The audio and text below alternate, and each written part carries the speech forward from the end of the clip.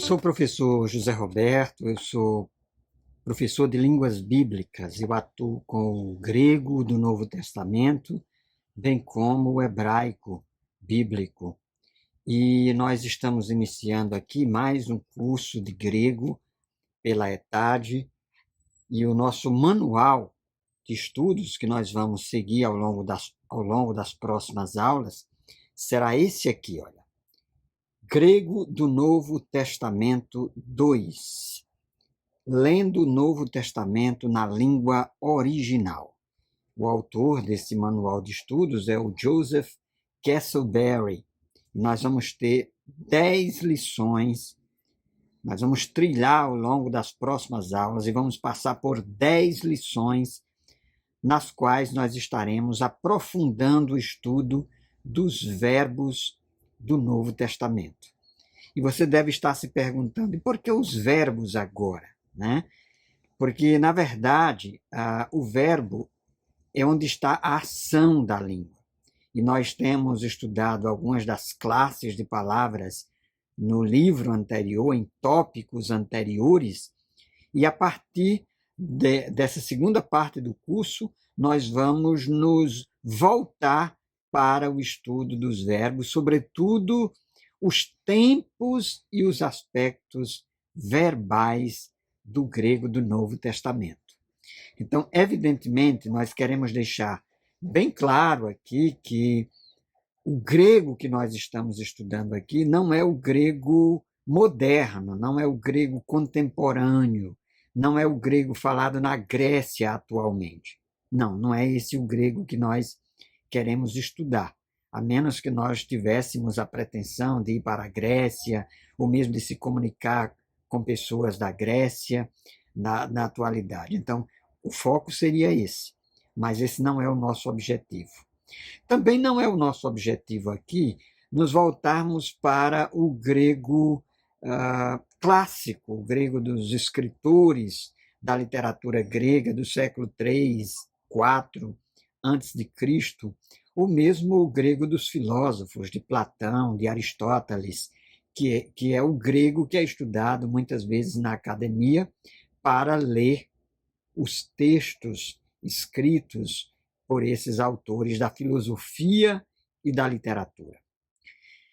O grego que nos interessa aqui é o grego koiné, o grego comum, o grego do cotidiano, o grego que era falado e que foi difundido por Alexandre da Macedônia e que se tornou, digamos assim, o grego difundido e falado entre as pessoas como uma espécie de língua franca, de língua comum.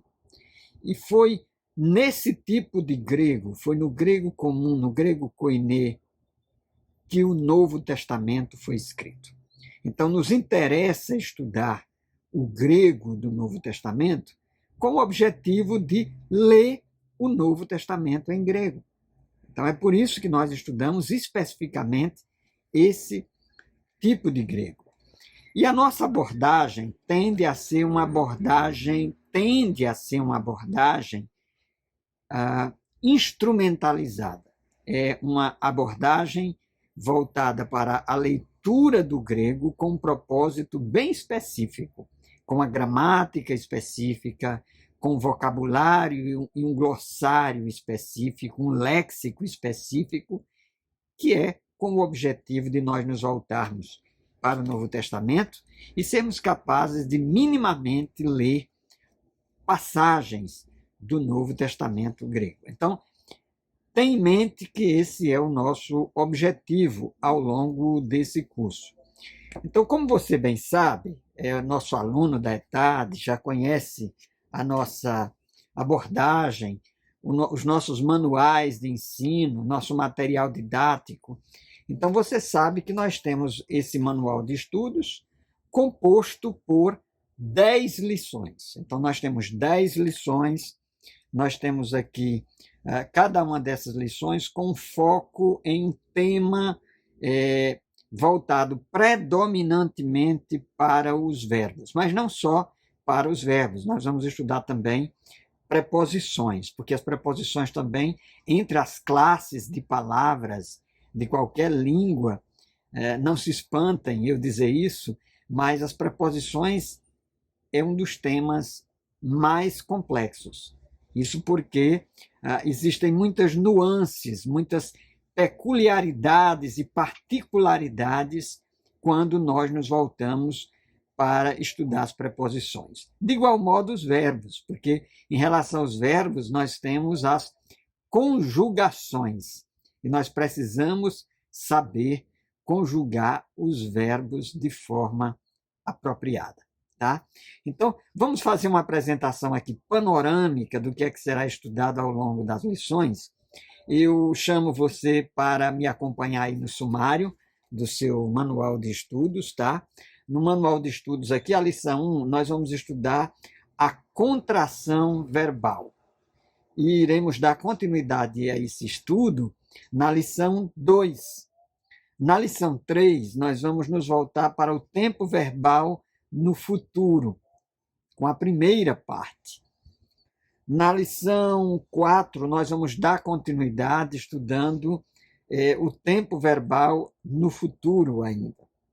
Na lição 5, nós vamos estudar a primeira parte das preposições e na lição 6, nós haveremos de estudar a segunda parte das preposições. Na lição 7, nós vamos nos voltar para o tempo imperfeito, que também será estudado na lição 8, com foco no verbo eimi, que é o verbo ser, estar, no grego. Também nós vamos precisar nos voltar para esse verbo, o verbo ser, estar em grego, como acontece em português, em inglês, em muitas outras línguas. O verbo ser e estar, ele é caracterizado pela sua irregularidade. Então, ele não segue um padrão fixo, como a maioria dos verbos, os padrões que a gente tem, as terminações, né, as desinências, que nós identificamos paradigmas, padrões repetitivos. Então, nós vamos precisar aprender, como nós já fizemos isso no curso de grego 1, no presente, no passado, no futuro, no imperfeito. Então, o verbo ser, estar, ele precisa de uma certa atenção e de um foco maior, considerando que a gente encontra muitas irregularidades nesse verbo. Na lição 9, nós vamos estudar o primeiro e segundo aoristos, que é um tempo verbal que é particularmente, especificamente do grego.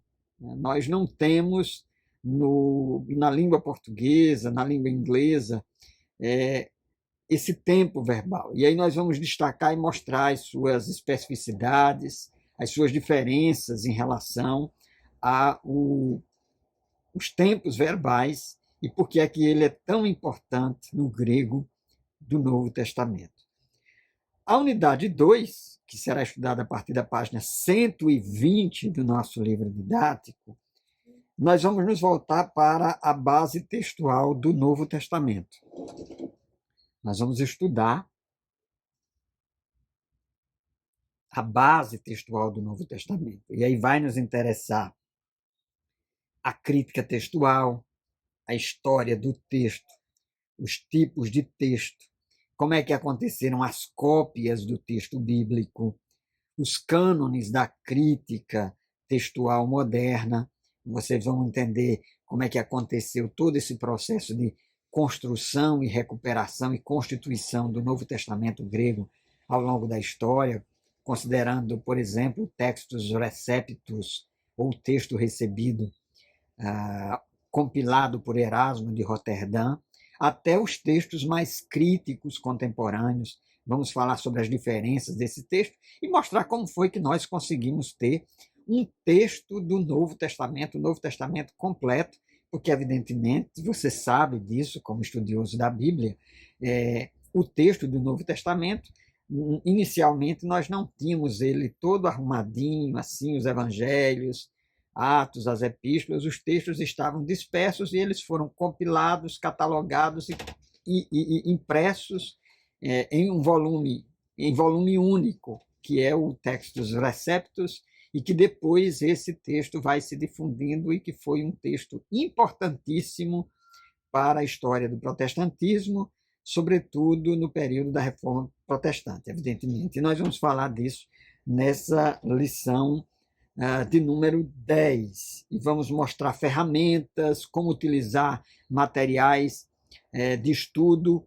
É importante que, ao concluirmos esse curso, você não apenas tenha uma boa noção do grego do Novo Testamento, mas que você saiba também como utilizar ferramentas e como utilizar materiais que estão à disposição, sobretudo nos tempos atuais, onde nós podemos fazer uso das tecnologias, né, para que nós possamos recorrer a esses materiais. Existem bons dicionários, textos bíblicos, evidentemente, no mercado, gramáticas. Aqui ao fundo você percebe, eu tenho muito material e eu invisto e eu me dedico ao longo de vários anos, eu venho me dedicando ao estudo do grego do Novo Testamento, do hebraico também.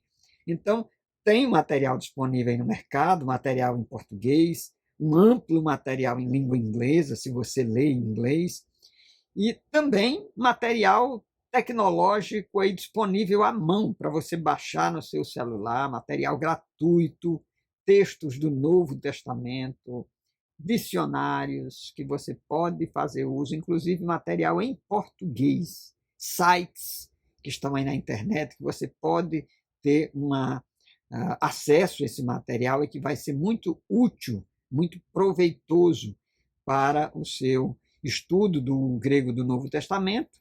E também é importante você saber utilizar esse material, saber fazer um bom uso desse material. Esse livro é um livro que preparado com muito cuidado, então ele tem, além de todas as explicações, ele tem um glossário, né? Um glossário aqui a partir da página 152, explicando alguns dos termos da gramática, termos linguísticos que tratam a respeito do grego. Então, você saber o que é um aumento, saber o que é autógrafos, o que é um verbo auxiliar, os circunflexos, os códices. Então, sempre que você se identificar aí com algum termo dessa natureza, dê uma olhada aí no glossário do seu livro, que vai lhe ajudar explicando o que são alguns dos conceitos. Nós temos um apêndice com vocabulário, o vocabulário aí das palavras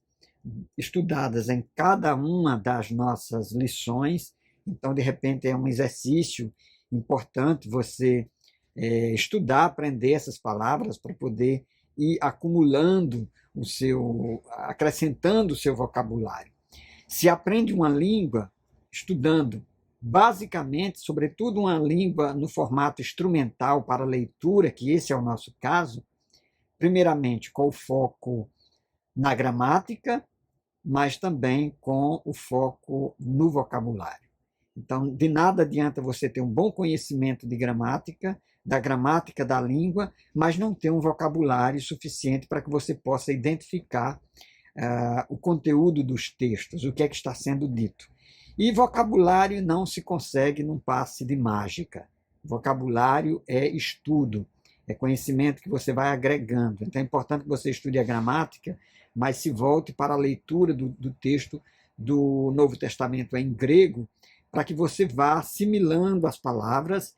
Em alguns momentos você vai dependendo de dicionários, às vezes você não sabe qual é o significado de imediato, mas na medida em que o tempo vai passando, você vai assimilando esses termos e você vai internalizando o significado daquelas palavras e, de repente, você vai notar que você começa a ler o texto do Novo Testamento e você já sabe o que é que aquela palavra significa sem recorrer ao dicionário. Então, evidentemente, isso demanda tempo, demanda dedicação, demanda esforço e gosto, né? Porque você, para aprender também uma língua, você precisa gostar, você precisa se desafiar, precisa querer aprender o conteúdo daquela língua.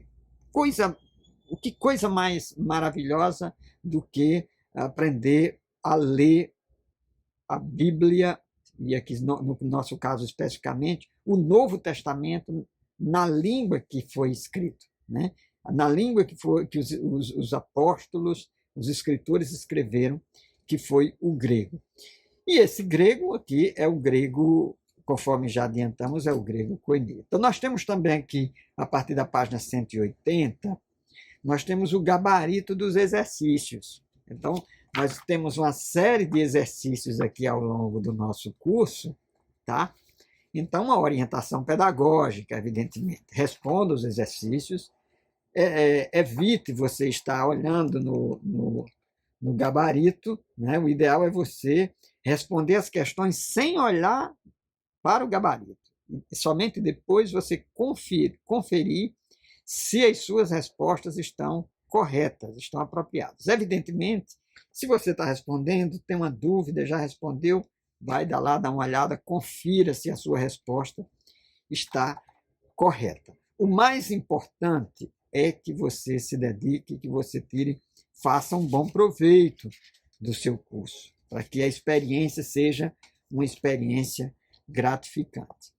Então, nós vamos iniciar aqui pela nossa lição de número 1, na página 16, e nós vamos falar sobre contração verbal. Então, essa palavra contração vem do verbo contrair.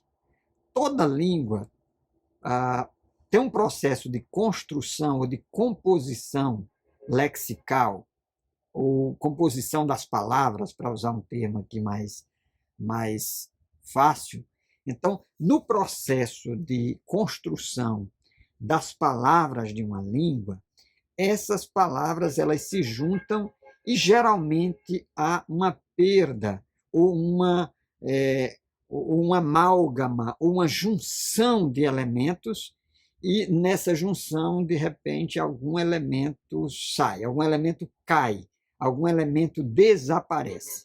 Então, a gente chama isso do processo de composição, de contração, e às vezes que acontece um processo de elipse, de desaparecimento de alguma parte daquela palavra nessa junção, digamos assim. Então, é o que geralmente acontece. Então, o que nós temos aqui na página 16 é um exemplo a partir da palavra metanoia, ou do verbo metanoeo, que é o verbo arrepender-se, ou se arrepender.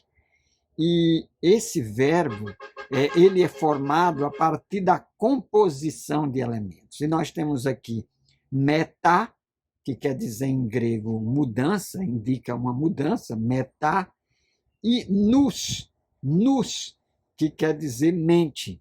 Então, metanus, essa junção dessas palavras, que vai dar origem a outra palavra que a gente já conhece, que é metanoia, que quer dizer arrependimento, é um substantivo, é formado pela junção, ou esse substantivo é formado pela junção da expressão meta e nous, mente, mudança. Então, arrepender-se etimologicamente, ou seja, pela origem das palavras, dos termos que foram justapostos, compostos, então acabou formando a palavra arrependimento. Então, em toda língua acontece esse processo de fusão de elementos. Então, isso acontece também com os verbos. E a gente começa aqui na página 18 com vocabulários, né? Com vocabulários. E a gente tem aqui alguns vocabulários. Nós temos aqui página 18, 1.01. Acompanhe aí no seu livro. Nós temos aqui, eu vou ler essas palavras aqui em grego, são verbos, evidentemente são verbos, então eu vou ler e você vai, de repente, traduzir comigo. Eu vou dar um tempinho aí para você me dizer a tradução dessas palavras. Então, zau, eu vivo. B, dicaio, eu justifico. C, eperotau, eu peço. Zetel é a letra D, eu busco. A letra E, filéu, eu amo. F, laléu, eu faço. H, instauro, eu crucifico. I, erotal, eu peço. Marturéu, letra J, marturéu, eu testemunho. Letra L, fanerou, eu revelo. Letra M, caléu, eu chamo. N, planal, eu desvio. O, metanóio, eu me arrependo. P, aitel, eu peço. Q, agapau, eu amo.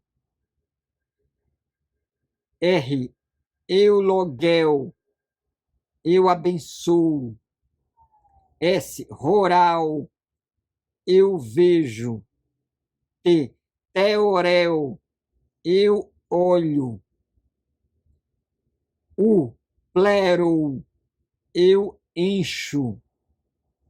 Genal, eu gero. Terel, eu guardo. Então, é importante que você aprenda o vocabulário e alguns aspectos aqui que vão ajudar no seu aprendizado. Primeiro, observe a terminação de todos os verbos na letra ômega. Ômega, né? Então, nós temos os verbos, e essa terminação do ômega, você já deve se lembrar do nosso curso de grego 1, essa terminação ela identifica a primeira pessoa do presente do indicativo ativo, tá?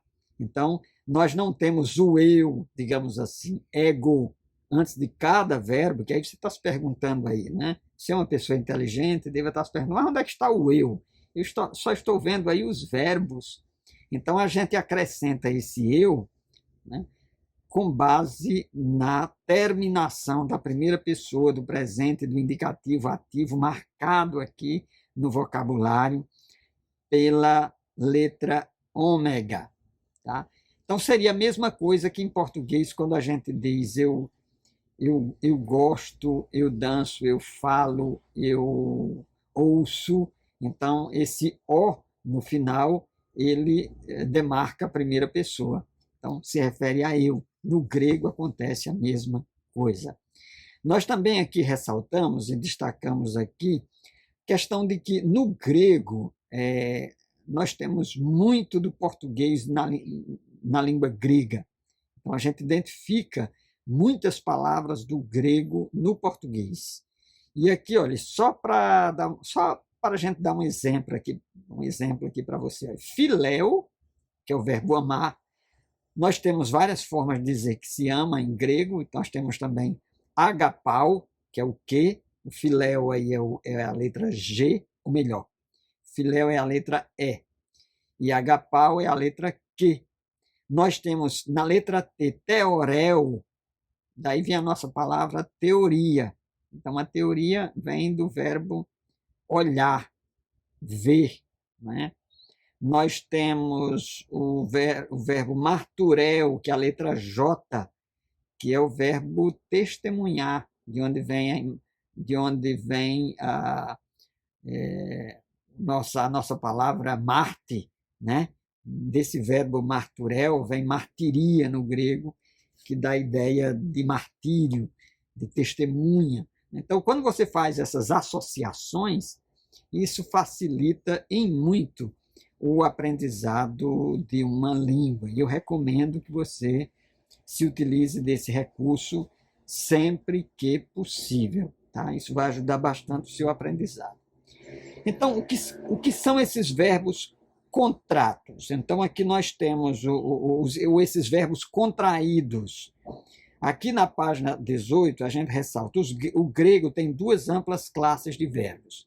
Então, tem os verbos que são terminados em ômega e aqueles que são terminados em mi, que são muito comuns no Novo Testamento e, portanto, não serão estudados aqui. Mas o foco daqui são os que são terminados em ômega, que foi o que nós destacamos. Então, esses verbos que são terminados em ômega, na primeira pessoa do presente do indicativo ativo, tá? Eles podem ser divididos em 4 grupos.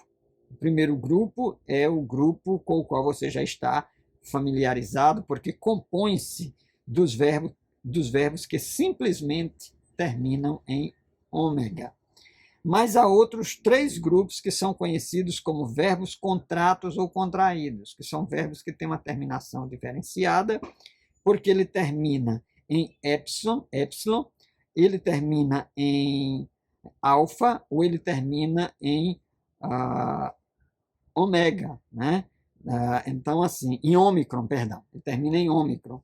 Então, ele termina em epsilon, ele termina em alfa ou ele termina em ômicron. Então, a gente precisa entender como é que, quando esse verbo ele termina em uma dessas 3 letras, ele se junta, ele se funde a um outro elemento e algo se perde. E algo se perde nessa junção, nessa composição. Então, nós temos a regra aqui na página 19, que você acompanha aí. Então, o verbo contraído em epsilon, por exemplo, que é muito comum no Novo Testamento, nós temos a palavra, o verbo poiel, que é o verbo fazer, tá? É o verbo fazer. Então, esse verbo serve-nos como um bom exemplo para a gente entender. Então, evidentemente, há exceções para algumas dessas regras, mas é melhor a gente aprender a regra geral, tá? Então, nós temos aqui a regra de contração para os verbos contratos ou contraídos em epsilon. Qual é a regra? Está aí na página 19 do seu livro. Então, o epsilon mais um outro epsilon vai ser igual, nesse processo de contração, ao epsilon e o iota. Tá? Então, nós temos também o epsilon, nós temos o epsilon e o ômicron. Epsilon mais ômicron é igual ao ômicron e ao y, né? Então, é o que nós temos aí. E aí nós temos o epsilon mais uma vogal longa ou um ditongo, que é igual ao epsilon que desaparece. Então, essa é a regra. Então, você vai identificar, você deve estar se perguntando, eu vou precisar escrever isso? Não, você não vai precisar escrever, mas é importante que você identifique, ao ler o grego do Novo Testamento, essas particularidades. Que aí, às vezes, o verbo que termina em uma dessas 3 vogais, no processo de junção e de contração, ele vai ter uma formação da palavra diferenciada. Então, nós temos aí, inclusive, um exemplo que nós identificamos ainda aqui na página 19. Você olha aí que nós temos, olha esse quadrado aí que tem, esse quadrinho que tem funcionamento das regras. Poiel, o epsilon desaparece diante da vogal longa. Então, o que é que acontece? Desaparece o epsilon e nós temos a forma correta que é poio. Né? Então, note que de poiel para poio desapareceu o epsilon, tá certo? Nós temos o poiés, o epsilon desaparece diante do ditongo longo. Então, nós temos aí uma série de elementos, vai cair um epsilon e vai ficar poiés. Nós temos o poiei, o epsilon desaparece diante do ditongo e vai se tornar poiei. Poieomen, o epsilon mais o ômicron contrai para ômicron e o y. Né? Então, aí nós temos aí poiumen. Nós temos o poiete, o epsilon mais o epsilon contrai para o epsilon e o iota. Né? Então, fica poieite. E poieosin, o ômicron ou melhor, o epsilon desaparece diante do ditongo e se torna poiusin. Poiusin. Deixa eu dar um esclarecimento importante. Então, quer dizer, o que é que eu tenho que aprender? Que esse verbo poiel, eu faço, na conjugação, ele vai ter essa diferenciação na sua terminação. Tá? Então, o que nós temos aqui nesse funcionamento das regras é a conjugação desses verbos. Poio, eu faço. Poiei, tu fazes. Poiei, ele ou ela faz. Poiumen, nós fazemos. Poiete, vós fazeis. E poiusin, eles fazem. Então, o que nós temos aqui nessa última coluna, na forma correta, é a conjugação na primeira, segunda e terceira pessoa do singular e do plural no presente do indicativo ativo, tá? Então, nos exercícios, o que se pede aqui é que você recite e escreva. Então, o que é que você vai fazer? O que é que eu recomendo? Que você grave bem, aprenda bem a forma correta. Porque você aprendendo a forma correta, você vai saber ler quando você se deparar com o texto. E é importante que você aprenda as terminações dos tempos verbais. No caso aqui, nós temos as terminações do presente e do indicativo ativo, que basicamente é a mesma. Agora, o que precisa ser considerado é que, nesse processo de inclusão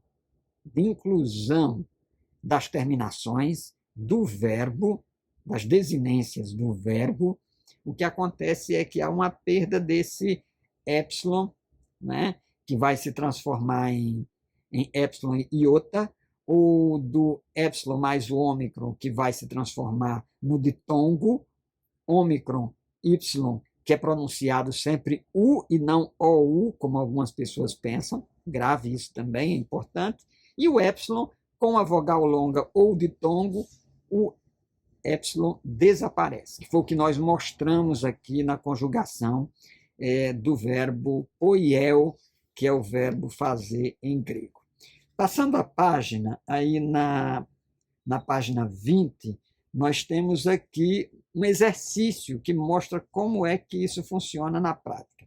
O que é que precisa ser explicado e identificado aqui para que vocês aprendam? Primeiramente, atentem para os verbos. Nós temos na letra A, lalel, né? Lalel, a raiz é lal, e aí nós temos a terminação U. Então, a forma contraída é lalo, lalo. Note que o epsilon desapareceu, tá? Nós temos o eulogel, a raiz do presente é euloge, a terminação, a desinência de terminação é omen, então nós temos eulogomen.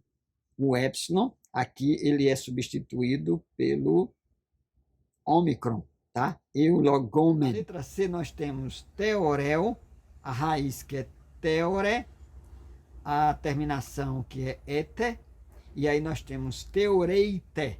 Então nós temos aí uma alteração na qual o epsilon é substituído por um iota, né?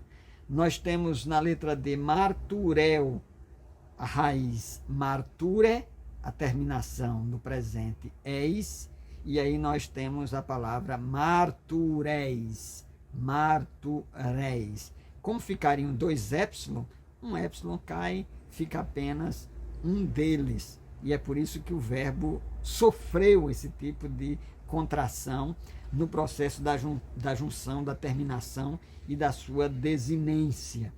Nós temos na letra E, filéu, a raiz file, a terminação do presente usim, e aí nós temos o filusim, filusim. Note que o epsilon novamente desaparece aqui no E. Na letra, em filéu, a letra E. Na letra F, nós temos zetel. Zete é a raiz, ei é a terminação. Aí nós temos zetei, cai um epsilon na contração da junção da terminação com a raiz do verbo. Na letra G, nós temos kalel, a raiz é kale, a terminação omen, então kalumen, nós temos aí a substituição do epsilon pelo ditongo, o kalumen. Na letra H, nós temos micel, a raiz que é mise, o, que é a terminação do presente, e aí notem como fica no final, miso, o epsilon novamente desaparece. Na letra I, tereu, terei, cai o epsilon, e aí nós ficamos com apenas um epsilon em terei. Na letra J, nós temos blasfemeo, a raiz é blasfeme, a terminação do presente, o sin, e aí a palavra fica blasfemusin. O epsilon cai mais uma vez. E por fim, L, metanoeu, metanoe, a terminação et, né, do presente, metanoete, né? Então nós temos aí a queda de um epsilon, né? E por fim, a letra M, que foi o verbo que nós estudamos, poiel, poie é a raiz do verbo, o é a terminação, e ao invés da terminação ser poieio, é poio.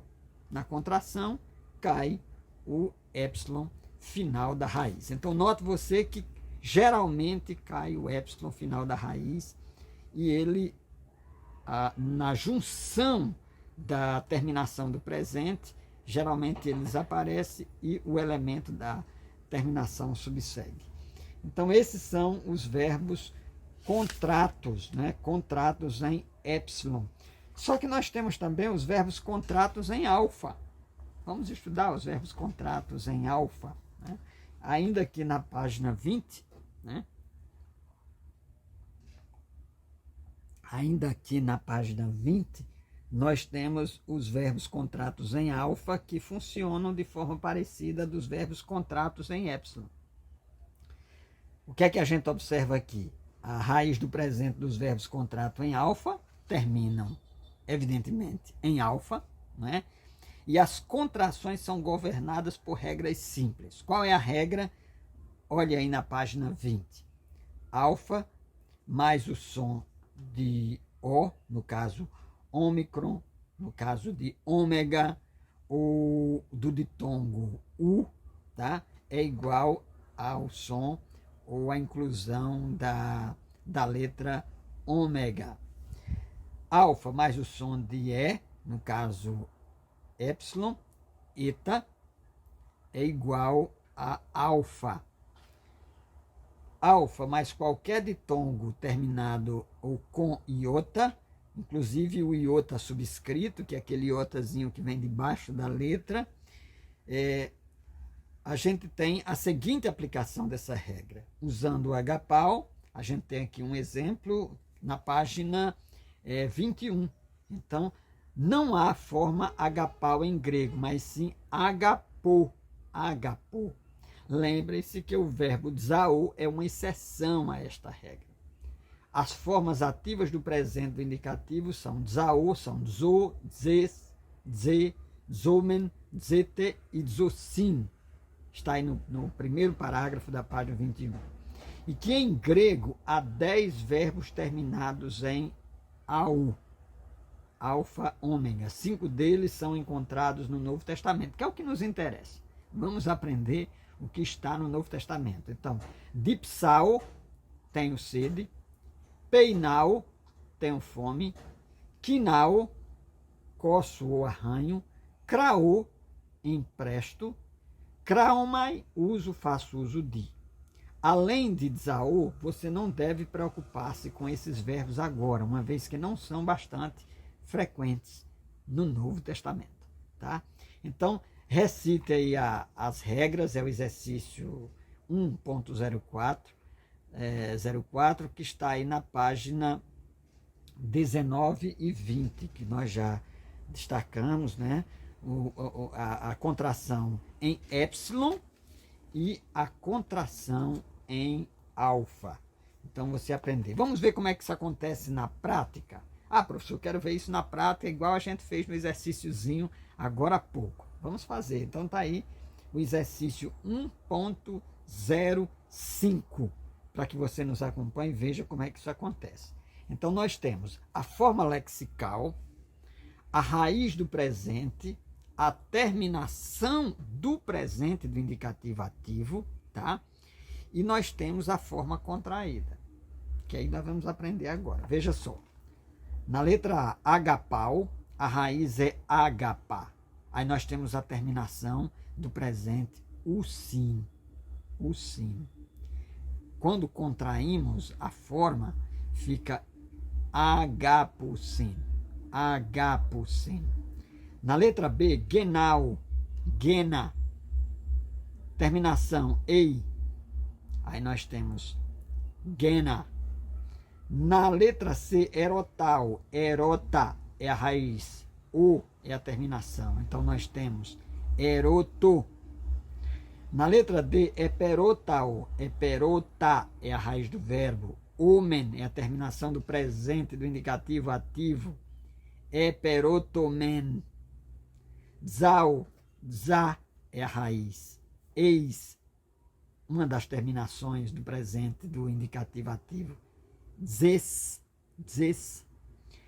Na letra F, rural, a raiz do presente, rura, a terminação ete. Então, rurate, rurate.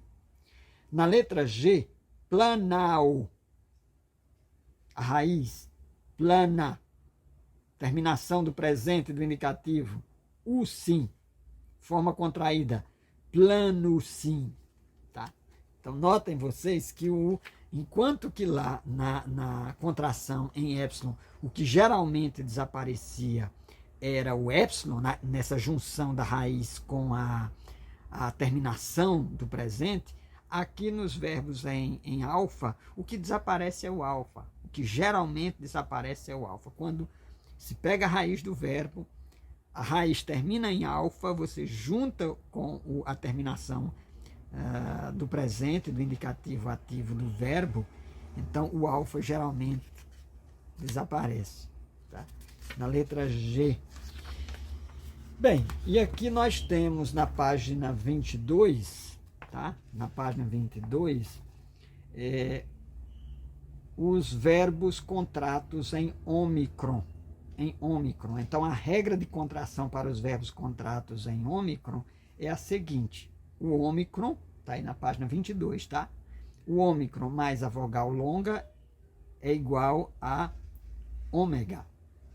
O ômicron mais a vogal curta ou ditongo U é igual a U, o ditongo U.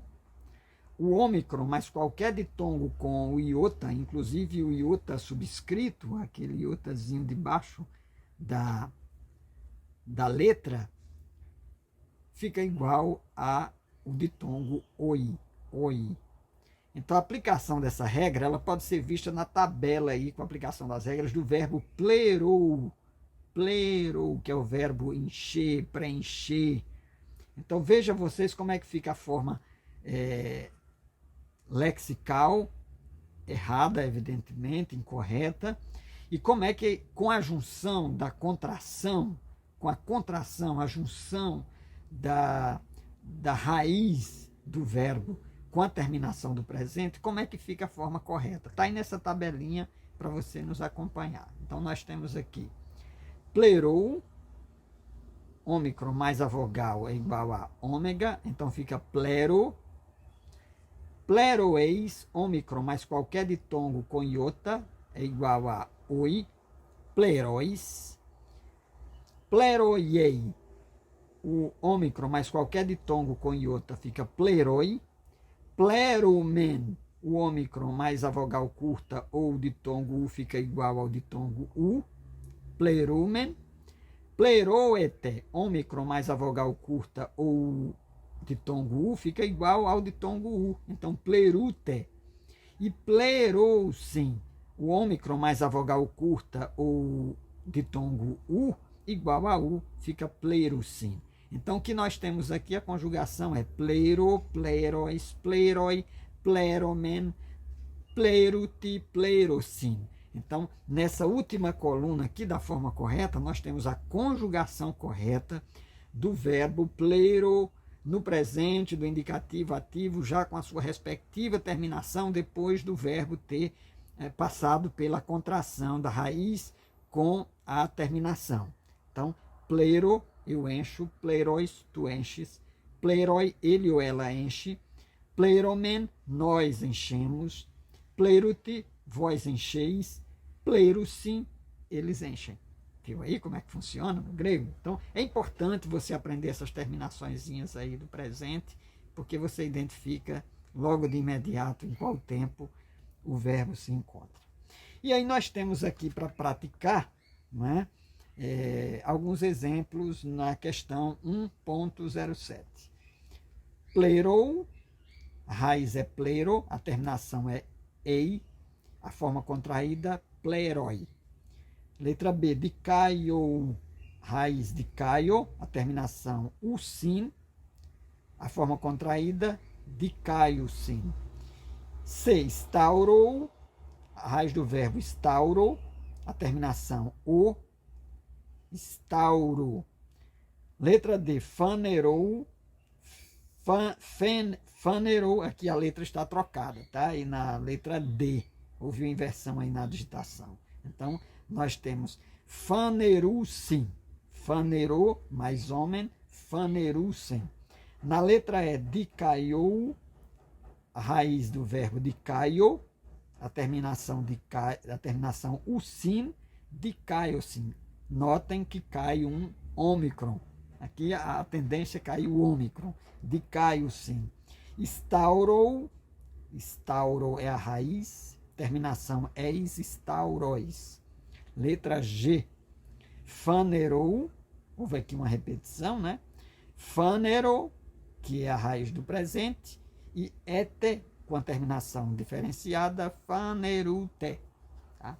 Então, aí nós vimos como é que acontecem as contrações ou as formas contraídas destes verbos que foram estudados por cada um de nós. Essas 4 categorias de verbos, os verbos em ômicron, os verbos em épsilon, os verbos em alfa e os verbos em ômicron. E para terminar, né, nossa lição, na página 23, nós temos a negação. Como qualquer língua, o grego tem palavras, ou uma palavra, ou mais palavras que servem para negar. No nosso caso aqui, do grego, note aí no final do primeiro parágrafo, na página 23, uk. Essas 4 palavras, todas elas significam não. É uma forma de negar em grego. A palavra ude significa nem ou tampouco, tá? Agora, por que é que tem não com formas diferenciadas em grego? Anote aí, está aí no seu livro, é só você sublinhar, né? O U aparece quando a palavra seguinte começa com a consoante. Então, o não é U quando a palavra seguinte começa com consoante. Uk, com essa terminação, uk, aparece diante de uma palavra começando com uma vogal com aspiração branda, né? A aspiração branda é aquela aspiração não marcada, né? Não gutural. O uk aparece diante de palavras que começam com um sinal de aspiração forte, aquele apóstrofozinho que marca a aspiração forte. E nós temos exemplos aqui com alguns versículos do Novo Testamento. Vamos aproveitar, ler e ouvir aí para você treinar a sua prática auditiva e também para você perceber que o não aparece aqui nesses versículos, dependendo da letra seguinte que vai aparecer, que nós vamos identificar qual é o tipo de não que vai ser utilizado. Então, o espeirusim, o deterizusim, está lá em Lucas 12 e 24. Elas não semeiam, nem elas colhem. Então, nós temos o u, porque a palavra seguinte inicia com um sigma, que é uma consoante. Artus uk elabomen. Aqui nós temos o uk com elabomen. Nós temos uma vogal com aspiração branda, que não é marcada, por isso que a gente lê elabomen. Então é o uk. E aqui nós temos o ux, ou ur, com uma aspiração com a palavra na frente, que nós temos um ditongo com aspiração marcada, uma aspiração forte, que é o verbo heuriskei, que é o verbo encontrar. Então a gente lê assim, Mateus 12, 43. Kai uk heuriskei. E ele não encontra, que é assim que se traduz. E por fim, Mateus 21 e 27. Ude ego lego rimin empoia exousia tauta poio. Mateus 21 e 27. Nem eu vos digo por qual autoridade estas coisas eu faço. Então aqui nós temos um exemplo do uso da palavra ude, que quer dizer nem, em grego, tá? Então, nos modos subjuntivos e imperativos, as palavras me, mede e mete são usadas para negação ou proibição. Quando você está dizendo não faça isso, então é me, não, né? Diferentemente dessas outras ocasiões que nós mostramos aqui, que aparecem geralmente como declarações no texto. Bem, terminamos assim a nossa lição 1 do grego do Novo Testamento. Faça aí a revisão da lição, né? Nós temos uma conjugação aqui na página 24.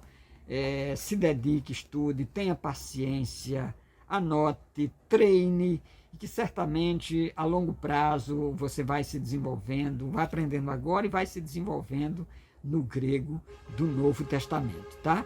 E eu gosto sempre de terminar minhas aulas com a seguinte frase, dizendo: o grego, as línguas originais, o grego, o hebraico, ou mesmo as línguas antigas, como o latim, devem ser colocadas aos pés do nosso Senhor e Salvador Jesus Cristo, nunca em cima da cruz, como fez Pilatos. Estude grego, estude hebraico, estude as línguas bíblicas, mas coloque-as aos pés da cruz para servir o reino do nosso Senhor e Salvador Jesus Cristo. Eirene tu Kyriou, a paz do Senhor. E até a nossa próxima aula.